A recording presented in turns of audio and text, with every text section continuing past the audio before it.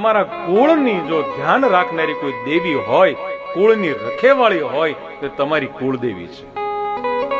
તેથી કુળદેવને ક્યારેય ન ભૂલો.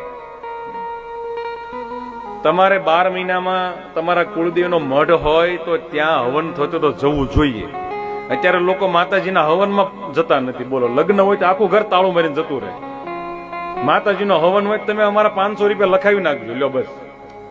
નહીં,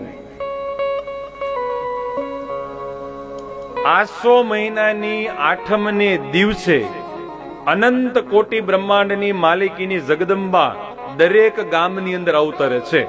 આ માતાજી વરદાન આપ્યું છે, મા ભવાનીએ કહ્યું છે. આસો મહિનાની 8મે તમે જે દેવીને માનતા હો એ દેવીની પૂજા કરવાની, એનો યજ્ઞ કરવાનો. કારણ કે બ્રહ્માંડીય ઉર્જા લઈને દેવી નીચે આવે છે. તે દિવસે આખો દિવસ તમે ઓફિસમાં રહેશો, પછી કાંઈક તકલીફ થશે એટલે માતાજી તરત કહીશું તો તારું કે